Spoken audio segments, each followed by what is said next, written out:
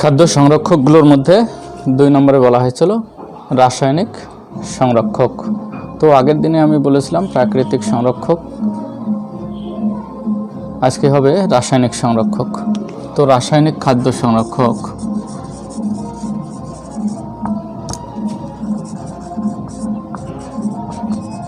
অর্থাৎ chemical preservative, এটা আসলে কী জিনিস? যে সকল রাসায়নিক উপাদান খাদ্য সংরক্ষণের জন্য খাদ্যের মধ্যে পরিমিত পরিমাণ যোগ করা হয় তাদেরকে বলা হচ্ছে রাসায়নিক সংরক্ষক। এই রাসায়নিক সংরক্ষকগুলো আসলে 3 ভাবে কাজ করে।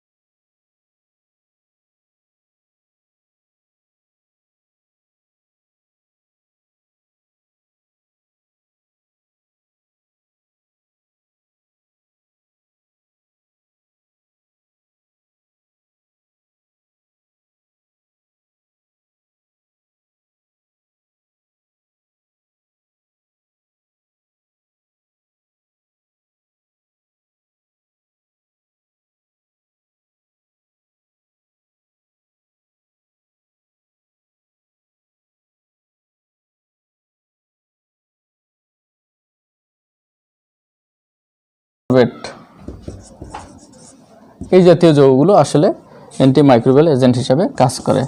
3 নম্বর আমরা এটা বলতে পারি, যেমন হচ্ছে citric acid, acetic acid, citric acid, citric acid, তারপরে হতে পারে ইথানোয়িক অ্যাসিড বা অ্যাসিটিক অ্যাসিড, প্রোপানয়েড লবণ, প্রোপানয়েড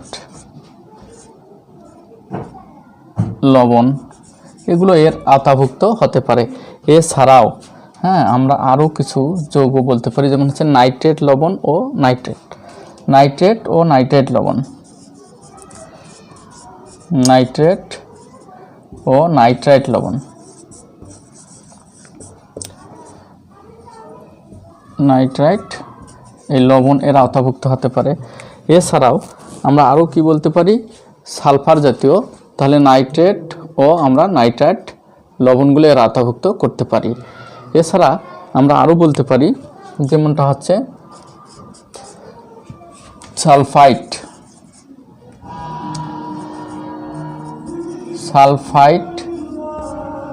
সালফাইড লবণ ও সালফার ডাইঅক্সাইড, এটা হচ্ছে লবণ, সালফাইড লবণ ও সালফার ডাইঅক্সাইড, এগুলো আমরা কি হিসেবে ব্যবহার করতে পারি, আমরা অ্যান্টি মাইক্রোবিয়াল হিসাবে আমরা ব্যবহার করতে পারি। তো এই যে অ্যান্টি মাইক্রোবিয়াল এজেন্টগুলো আছে, এগুলো আসলে এরা হচ্ছে অম্লধর্মী। হ্যাঁ, এরা প্রত্যেকেই কম বেশি অম্লধর্ম প্রদর্শন করে। হ্যাঁ, এরা অম্লধর্মী। তো অম্লধর্ম হলে এরা কিভাবে অ্যান্টি মাইক্রোবিয়াল এজেন্টগুলো কিভাবে আসলে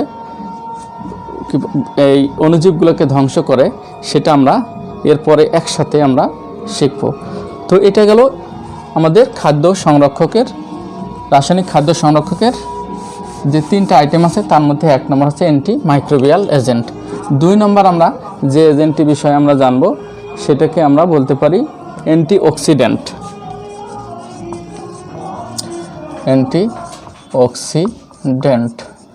এই যে অ্যান্টিঅক্সিডেন্ট যে এজেন্টগুলো আছে, সেই এজেন্টগুলো, তো অ্যান্টিঅক্সিডেন্টটা আসলে কি কাজ করে, আমরা যে খাবারগুলো খেয়ে থাকি সেই খাবারগুলোতে লিপিড বা প্রোটিন জাতীয় যদি কোনো পদার্থ থাকে, সেই লিপিড বা প্রোটিন জাতীয় পদার্থগুলো আসলে বিভিন্ন কারণে এদের মধ্যে যে সমযোজী বন্ধন রয়েছে, এই বন্ধনগুলো ভেঙে যায়। ভেঙে গিয়ে এরা ফ্রি রেডিক্যাল তৈরি করে। তাহলে ফ্রি রেডিক্যাল তৈরি করে পরবর্তীতে এই ফ্রি রেডিক্যালগুলো আসলে খাদ্যকে দুর্গন্ধ সৃষ্টি করে। এরা বিভিন্ন চেইন বিক্রিয়ার মাধ্যমে দুর্গন্ধ সৃষ্টি করে, খাদ্যের মধ্যে দাগ সৃষ্টি করে, খাদ্যের কালার নষ্ট করে, এবং এরা কি করে, এরা জারণ অক্সিজেন দ্বারা জারিত হয়, এবার বিয়োজিত হয়ে এরা বিভিন্ন খাদ্যকে কি করে, এদের উপরে স্পট সৃষ্টি করতে পারে। এভাবে খাদ্যের মধ্যে প্রচণ্ড দুর্গন্ধ সৃষ্টি করে। অর্থাৎ এই অ্যান্টিঅক্সিডেন্ট এজেন্টগুলো আসলে কি করে, এই মুক্তমূলকগুলোকে তারা কি করে, তাদের স্বাভাবিক ক্রিয়াকে ব্যাহত করে, মুক্তমূলকগুলোর স্বাভাবিক ক্রিয়াকে ব্যাহত করে। তাহলে অ্যান্টিঅক্সিডেন্টগুলো কি করে, এরা ওই যে মুক্তমূলকগুলোকে শোষণ করে নিয়ে এরা নিজেরাই যৌগ তৈরি করে। ফলে মুক্তমূলকগুলো খাদ্যকে নষ্ট করতে পারে না, যতটুকু এদেরকে শোষণ করা সম্ভব অ্যান্টিঅক্সিডেন্ট এজেন্টগুলো এগুলোকে শোষণ করে নেয়। তাহলে আবারও বলতেছি, অ্যান্টিঅক্সিডেন্ট কি, অর্থাৎ অ্যান্টিঅক্সিডেন্ট হচ্ছে খাদ্যের মধ্যে লিপিড বা প্রোটিন জাতীয় যে পদার্থগুলো থাকে, সেগুলো বায়ুর অক্সিজেন, সেগুলো বিভিন্ন আলোর উপস্থিতিতে অথবা রেডিয়েশনের প্রভাবে অথবা এমনিও সেগুলো বিয়োজিত হয়, ফ্রি রেডিক্যাল তৈরি করে, সুষম ভাঙনের ফলে ফ্রি রেডিক্যালগুলো খাদ্যকে নষ্ট করে। ফ্রি রেডিক্যালগুলোকে অ্যান্টিঅক্সিডেন্ট পদার্থগুলো শোষণ করার মাধ্যমে খাদ্যকে রক্ষা করে। তাহলে ফ্রি রেডিক্যাল অ্যান্টিঅক্সিডেন্ট এজেন্টগুলোর মধ্যে আমরা বলতে পারি এগুলো কারা বা এরা মুক্তমূলক শোষণকারী উপাদান হিসেবে ওরা চিহ্নিত। এরা হচ্ছে BHA, এদেরকে যদি আমরা বলি BHA, এটা একটা উপাদান, বিউটাইলেটেড হাইড্রোক্সি অ্যানিসল। তো এটা আমি বাংলা দিয়ে লিখতেছি বিউটাইলেটেড হাইড্রোক্সি অ্যানিসল। তাহলে বিউটাইলেটেড হাইড্রোক্সি অ্যানিসল এটা একটা পদার্থ। তো অ্যানিসলটা এই পাশে দিয়ে দেই, অ্যানিসল। আচ্ছা, 2 নম্বরে আমরা বলতে পারি এটা হচ্ছে BHT, বিউটাইলেটেড hydroxy toluene, BHT, বিউটাইলেটেড hydroxy toluene. 3 নম্বরে আমরা যেটার কথা বলতে পারি সেটা হচ্ছে TBHQ, tertiary বিউটাইলেটেড hydroquinone, tertiary বিউটাইলেটেড hydroquinone, tertiary tertiary বিউটাইলেটেড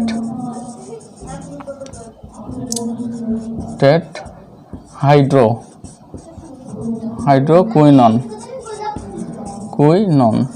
এটা একটা। তারপরে আমরা বলতে পারি টিজি, হ্যাঁ, এটা হচ্ছে পিজিটা হচ্ছে প্রোপাইল গ্যালেট, প্রোপাইল গ্যালেট। অর্থাৎ এই সকল উপাদান কি কাজে ব্যবহার করা হয়? অ্যান্টিঅক্সিডেন্ট হিসেবে ব্যবহার হয়। এছাড়া কিছু ভিটামিন জাতীয় উপাদান রয়েছে, যে উপাদানগুলো আসলে অ্যান্টিঅক্সিডেন্ট বা এগুলো হচ্ছে মুক্তমূলক শোষণকারী বা অক্সিজেন শোষক হিসাবে কাজ করে থাকে। তো এই উপাদানগুলোর মধ্যে আমরা যেমন পাচ্ছি ভিটামিন সি, হ্যাঁ, ভিটামিন সি আমরা পেতে পারি, ভিটামিন ই আর সালফাইড লবণ, হ্যাঁ। তাহলে আর এই ধরনের উপাদানগুলো হচ্ছে ভিটামিন সি, হ্যাঁ, ভিটামিন ই, হ্যাঁ, আর হচ্ছে আমরা সালফাইড লবণ, এরাও কিন্তু অ্যান্টিঅক্সিডেন্ট রূপে ক্রিয়া করে থাকে। এছাড়াও আমরা প্রাকৃতিকভাবে কিছু পদার্থ পেয়ে থাকি, সেগুলো অ্যান্টিঅক্সিডেন্ট হিসাবে কাজ করে। প্রাকৃতিক কিছু অ্যান্টিঅক্সিডেন্ট পদার্থ রয়েছে, যেগুলো হচ্ছে ভিটামিন এ, হ্যাঁ, ভিটামিন এ, ক্যারোটিন, সেলেনিয়াম ধাতু, সেলেনিয়াম যেমন হচ্ছে রসুনের মধ্যে পাওয়া যায়, ক্যারোটিন গাজর বা ওই রঙিন ফলমূলের মধ্যে পাওয়া যায়। তাহলে প্রাকৃতিকভাবে আমরা পেয়ে থাকি ক্যারোটিন, সেলেনিয়াম, এগুলোও কিন্তু অ্যান্টিঅক্সিডেন্ট রূপে কাজ করতে পারে। পরিশেষে আমরা বলতে পারি যে তবে অ্যান্টিঅক্সিডেন্ট রূপে যেগুলো আমাদের খাবারের মধ্যে ব্যবহার করা হয়ে থাকে সেগুলো আসলে ভিটামিনগুলো না, ওই যে হচ্ছে যেগুলো বললাম BHA, হ্যাঁ, BHT, তারপর হচ্ছে TB, HQ, PG, এগুলোই মূলত ব্যবহার হয়ে থাকে। তাহলে আমরা পেলাম অ্যান্টিঅক্সিডেন্ট জাতীয় পদার্থ জানতে পারলাম। এরপরে আমরা যেটা চলে আসব সেটাকে বলা হচ্ছে, তবে অ্যান্টিঅক্সিডেন্ট জাতীয় পদার্থগুলোর কয়েকটার আমি সংকেত এখানে দেখাই। সংকেতগুলো হচ্ছে, আমরা জানি এটাকে বলা হচ্ছে বেনজিন। তো বেনজিনের মধ্যে এটাকে বলা হচ্ছে অ্যানিসল, তাহলে এটাকে হচ্ছে অ্যানিসল বলা হয়। এখানে যদি OH দেই তাহলে হাইড্রোক্সি অ্যানিসল, ইউপ্যাক নাম হাইড্রোক্সি অ্যানিসল বলতে পারি। তো এই নামগুলো যেগুলো হচ্ছে BHT, বিউটাইলেটেড হাইড্রোক্সি টলুইন, বা BHA বা বিউটাইলেটেড হাইড্রোক্সি অ্যানিসল, এগুলো আসলে হ্যাঁ ইউপ্যাক নাম নয়। তাহলে এইখানে বিউটাইলেটেড যে বিষয়টা আছে সেটা কিন্তু আসলে এরকম বলা হচ্ছে CH3, হ্যাঁ, CH3, এই যে এই বিউটাইলেটেড, এটা হ্যাঁ টারশিয়ারি বিউটাইল বলা হচ্ছে। এই জিনিসটাই আসলে এখানে আছে C, এইভাবে তিনটা গ্রুপ লাগানো আছে। এটাকে বলা হচ্ছে BHA, বিউটাইলেটেড হাইড্রোক্সি অ্যানিসল থেকে এটাকে বলা হচ্ছে BHT, টা হচ্ছে বিউটাইলেটেড হাইড্রোক্সি টলুইন। এটার আবার সংকেত একটু ভিন্ন ধরনের। আমরা জানি যে এইটাকে বলা হচ্ছে টলুইন, হাইড্রোক্সি যদি এখানে থাকে তাহলে হাইড্রোক্সি টলুইন। তো এই ক্ষেত্রে আবার বিউটাইলেটেড লাগানো আছে, এই CH3, এটা এইখানে একটা CH3 এইখানে লাগানো আছে, অর্থাৎ এই বিউটাইলেটেড গ্রুপের দুই জায়গায় আছে। এইটার নাম হচ্ছে বিউটাইলেটেড হাইড্রোক্সি টলুইন। এই টলুইন, হাইড্রোক্সি টলুইন এর সাথে বিউটাইলেটেড লাগানো আছে।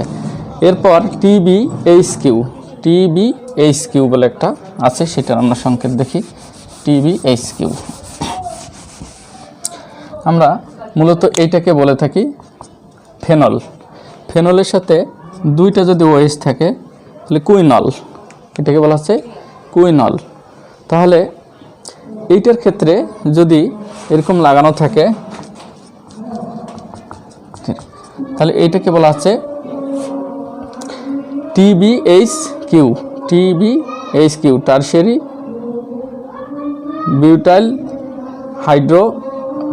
বিউটাইলেটেড হাইড্রোকুইনন, TBHQ, এটা একটা। তাহলে এগুলো হচ্ছে আমাদের অ্যান্টিঅক্সিডেন্টগুলোর সংকেত। এছাড়া আরও কিছু অ্যান্টিঅক্সিডেন্ট রয়েছে যেগুলোর সংকেত খুব জটিল। তো আমরা 3 নম্বরে আসি, আমাদের সংরক্ষকগুলো, রাসায়নিক সংরক্ষকগুলো 3 নম্বর যেটা হচ্ছে, 3 নম্বর সংরক্ষক আছে কিলেটিং এজেন্ট, কিলেট বা চিলেট,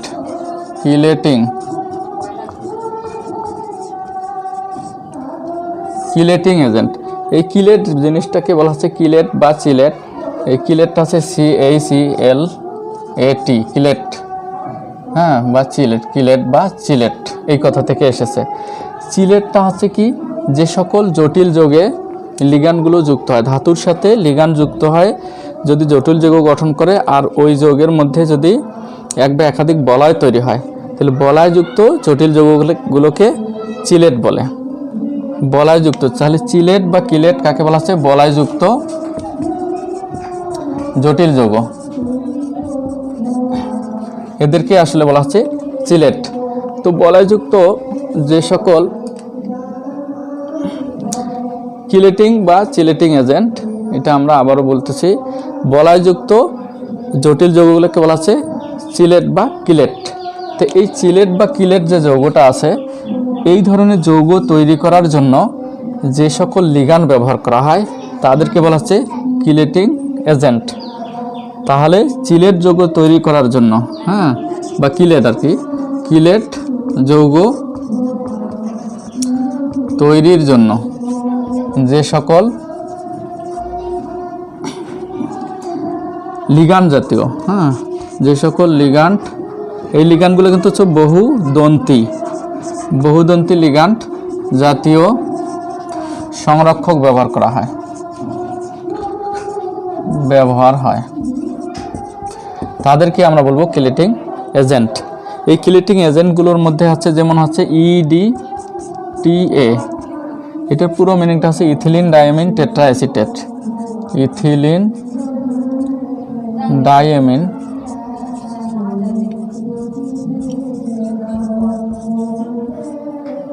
টেট্রাএসিটেট, এটা লবণ, টেট্রাএসিটেট লবণ আর কি, এগুলোকে আছে EDT বলা হচ্ছে। এটা হচ্ছে ইথিলিন ডায়ামিন টেট্রাএসিটেট, কিন্তু এটা অ্যাসিটেট, যেহেতু এটা আয়ন হিসাবে থাকে, এটার স্বাধীন অস্তিত্ব নাই, এটা লবণ আকারে থাকে।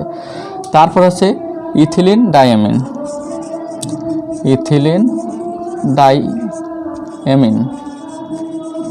তাহলে এগুলো আসলে কিলেট বা চিলেট যৌগ তৈরি করতে পারে। এগুলো কিন্তু বহুদন্তী লিগ্যান্ড, একটা জটিল যৌগ গঠনের সময় এরা অনেক দিক থেকে সন্নিবেশ বন্ধন গঠন করে এবং একাধিক বলয় তৈরি করতে পারে। যেমন এটা হচ্ছে স্বরদন্তী, অর্থাৎ 6টা সন্নিবেশ বন্ধন গঠন করতে পারে। এটা হচ্ছে বাইডেন্টেড, মানে 2টা সন্নিবেশ বন্ধন গঠন করতে পারে। তো আমরা EDT এর সংকেতটা দেখতে পারি।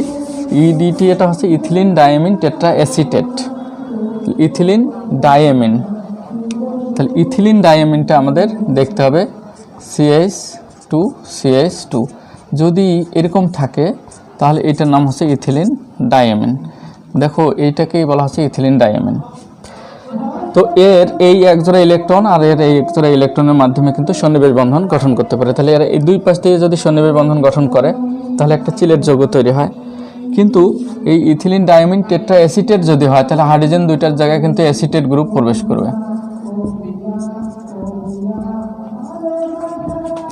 এখানকার 2টা হাইড্রোজেনের পরিবর্তে আমরা কিন্তু এখানে এরকম দেখতে পারি CH2, এটা হচ্ছে EDTA। এর এই পাশ দিয়ে একটা সন্নিবেশ বন্ধন, এই পাশ দিয়ে একটা সন্নিবেশ বন্ধন, এখানে লোন পেয়ার ইলেকট্রন থাকে, এটাও সন্নিবেশ বন্ধন, এটাও সন্নিবেশ বন্ধন গঠন করতে এটা। তাহলে মোট কিন্তু 6টা সন্নিবেশ বন্ধন করার পসিবিলিটি রয়েছে। 1 2 3 4 5 6, প্রায় কাঁকড়ার মতো একটা যৌগ তৈরি করার সক্ষমতা রয়েছে। তাহলে এটা খুব শক্তিশালী একটা কিলেটিং এজেন্ট। তো প্রশ্ন হলো যে এই কিলেটিং এজেন্টগুলো আসলে কিভাবে খাদ্যগুলোকে সংরক্ষণ করে। খাদ্যের মধ্যে বিভিন্ন ধরনের কিন্তু অবস্থান্তর মৌলের ধাতুগুলোর আয়ন থাকে। খাদ্যের মধ্যে বিভিন্ন ধরনের অবস্থান্তর মৌলের ধাতুগুলোর আয়ন থাকে। এই ধাতব আয়নগুলি সাধারণত বিভিন্ন ধরনের এনজাইমের উপস্থিতি এরা জটিল যৌগ গঠন করার মাধ্যমে যৌগের মধ্যেই বিভিন্ন ধরনের কি করতে পারে, যে লিগ্যান্ড হিসেবে, যৌগের মধ্যেই কিছু উপাদান আছে যেগুলো লিগ্যান্ড হিসেবে ক্রিয়া করে, ফলে বেশ কিছুদিন যদি রেখে দেওয়া হয় খাদ্যকে, তাহলে ওরা জটিল যৌগ গঠন করতে পারে। খাদ্যের মধ্যেই কিছু উপাদানের সাথে জটিল যৌগ গঠন করে খাদ্যকে নষ্ট করার প্রবণতা থাকে। তো সেই ক্ষেত্রে যেমনটা এটা সাধারণত হয়ে থাকে, খাদ্যের মধ্যে থাকে বিশেষ করে এটা আয়রন, কোবাল্ট আর হচ্ছে কপার।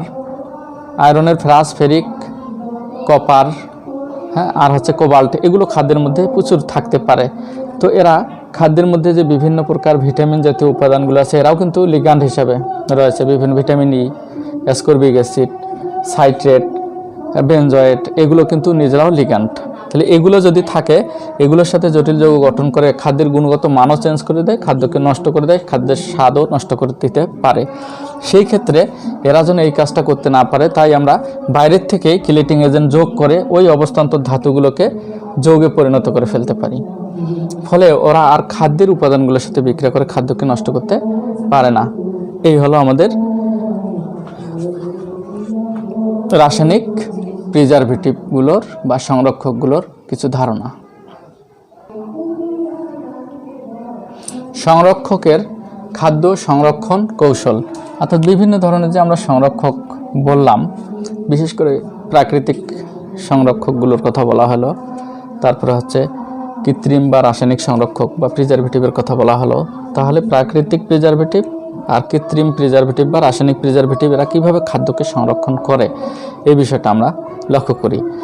তো শুরুতে আমরা আসি যে প্রাকৃতিক যে সংরক্ষকগুলো, যেমন হচ্ছে চিনি, খাবার লবণ, মধু, সরিষার তেল, এগুলো হতে পারে। তাহলে আমরা প্রথমে চলে আসি যে আসলে খাদ্য নষ্ট হয় অণুজীব দ্বারা, এটাই প্রধান কারণ।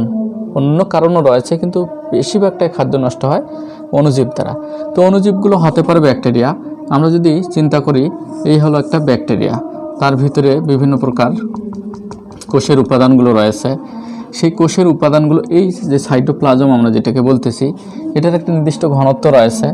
তাহলে এই সাইটোপ্লাজমের ঘনত্ব এটা রয়েছে, কিন্তু এই জিনিসটা যদি আমরা কোনো কিছুর মধ্যে যোগ করি, মনে করি এটাকে আমরা লবণের দ্রবণে যোগ করছি, লবণের দ্রবণটা যদি এটা যদি ঘনত্ব কম হয়, আর এখানে আছে লবণ বা চিনির দ্রবণ, লবণ বা লবণের দ্রবণ বা লবণের দ্রবণ, এই দ্রবণটা যদি ঘন হয়, হ্যাঁ, এটার যদি ঘনত্ব কম হয় আর এই দ্রবণটা যদি ঘন হয়, তাহলে আমরা যদি খাদ্য লবণ যোগ করি খাবারের মধ্যে, তাহলে এই যে এর মধ্যে যে ব্যাকটেরিয়া রয়েছে, ব্যাকটেরিয়ার কোষ প্রাচীরটার মধ্যে কিন্তু অর্ধবেদ্য পর্দা এক ধরনের রয়েছে।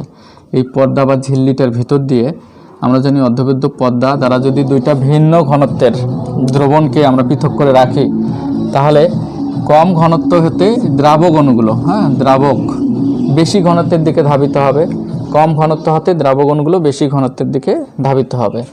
ফলে এটা যদি লবণের মধ্যে রাখা হয় বা চিনির দ্রবণ দেওয়া হয় খাবারের মধ্যে, তাহলে চিনির দ্রবণটা বেশি ঘন, ব্যাকটেরিয়া বা ছত্রাকের কোষ ভিতরে যে সাইটোপ্লাজম সেটার ঘনত্ব কম। ফলে অভিস্রবণের মাধ্যমে এখানে হবে কি, অভিস্রবণ ঘটবে। অভিস্রবণের মাধ্যমে এখান থেকে পানির অণুগুলো এইখানে চলে আসবে লবণের দ্রবণে, আসলে ব্যাকটেরিয়ার কোষ প্রাচীরটা চুপসে যাবে।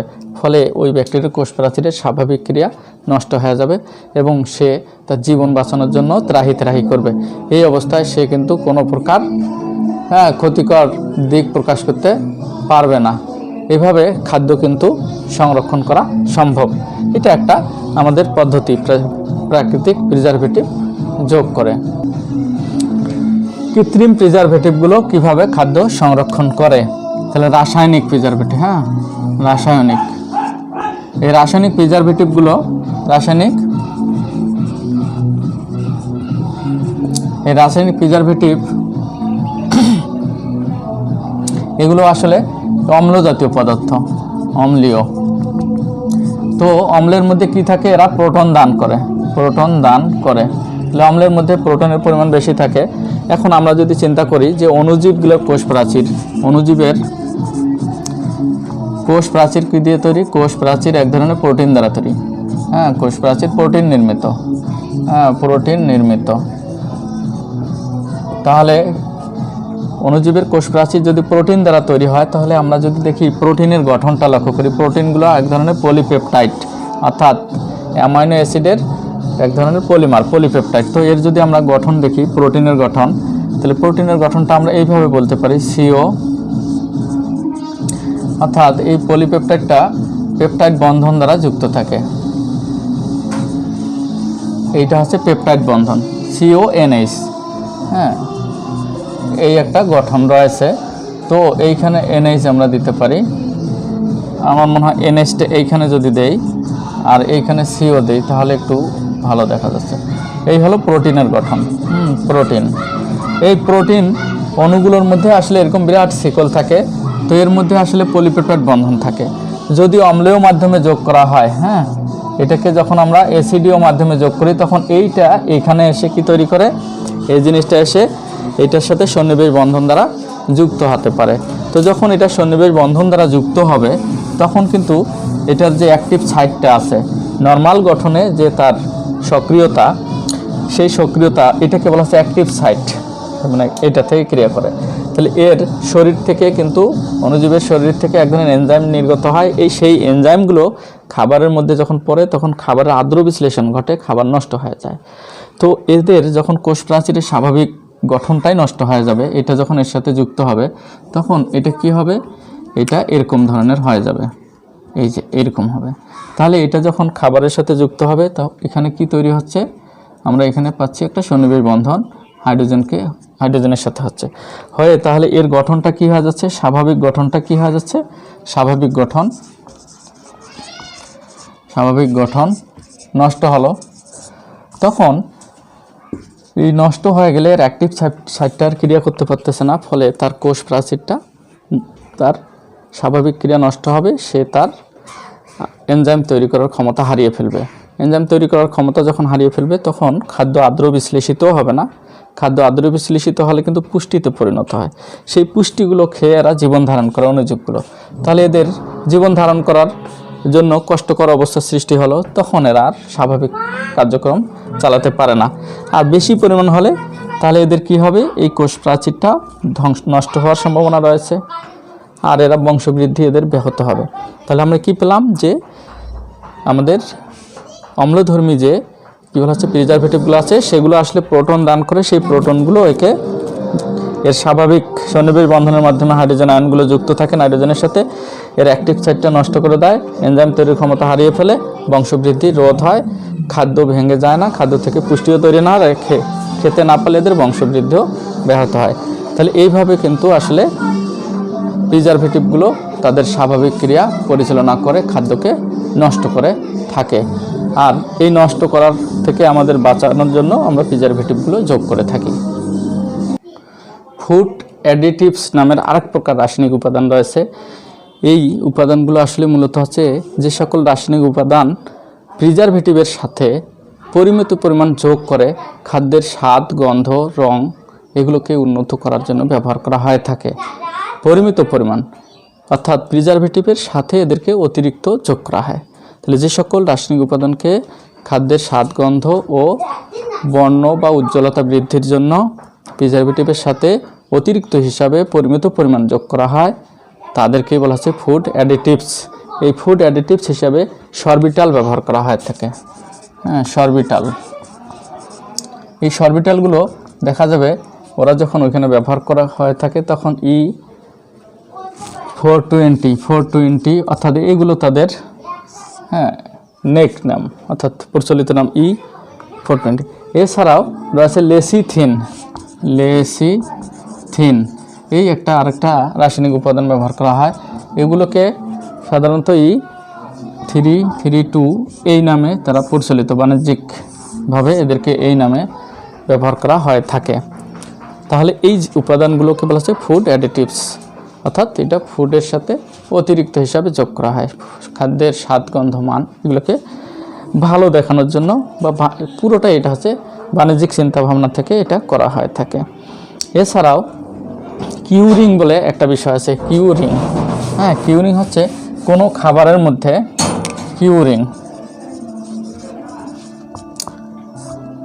খাদ্য লবণ মানে সোডিয়াম ক্লোরাইড দ্বারা যদি কোনো খাবারকে সংরক্ষণ করা হয়, তাহলে কোনো খাবারের মধ্যে খাদ্য লবণ যোগ করে যদি খাদ্যকে সংরক্ষণ করা হয় তাহলে সেই উপায়টাকে বলা হচ্ছে কিউরিং। এটাকে বলা হচ্ছে কিউরিং বলা হয়ে থাকে। তাহলে খাদ্য লবণ দ্বারা যদি কোনো খাদ্যকে সংরক্ষণ করা হয় তাহলে খাদ্য লবণ খাদ্য সংরক্ষণের প্রক্রিয়াকে বলা হচ্ছে কিউরিং। এই পদ্ধতিটার নাম হচ্ছে কিউরিং। আর একটা পদ্ধতি রয়েছে, সেটাকে বলা হচ্ছে পিক। খাবারের মধ্যে ভিনেগার মিশিয়ে যদি খাবারকে সংরক্ষণ করা হয় বা খাদ্যের মধ্যে ভিনেগার মিশিয়ে খাদ্যকে সংরক্ষণ করাকে বলা হচ্ছে পিকলিং। এটা বিশেষ করে টক জাতীয় যে খাবারগুলো রয়েছে, যেমন হচ্ছে আচার জাতীয় পদার্থ, এগুলোর মধ্যে আসলে ভিনেগার মিশিয়ে এদেরকে রাখা হয়। হ্যাঁ, এটা হচ্ছে পিকলিং পদ্ধতি। তেল জাতীয় পদার্থ যোগ করে অনেক সময় খাদ্য সংরক্ষণ করা হয়, অর্থাৎ রান্না করা মাছ মাংস তেলের মধ্যে যদি ডুবিয়ে রাখা হয়, বা আচারকে তেলের মধ্যে ডুবিয়ে বা মাংসকে রান্না করে সেটাকে শুকিয়ে ভুনা করার মতো করে তেলের ভিতরে ডুবিয়ে রাখলে কিন্তু অনেক দিন সংরক্ষণ করা সম্ভব।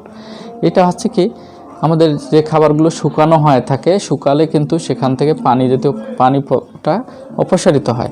অপসারিত হলে এটা যদি তেলের ভিতরে রাখা হয় তাহলে বাইরের আর্দ্রতা শোষণ করার ক্ষমতা হারিয়ে ফেলে। আর্দ্রতা থেকে যখন বিভেদ সৃষ্টি হয় তখন ওর খাদ্যের মধ্যে কি হচ্ছে, ব্যাকটেরিয়া বা অণুজীব জাতীয় পদার্থ যেতে পারছে না, বায়ুর অক্সিজেনের সংস্পর্শে আসতে পারছে না।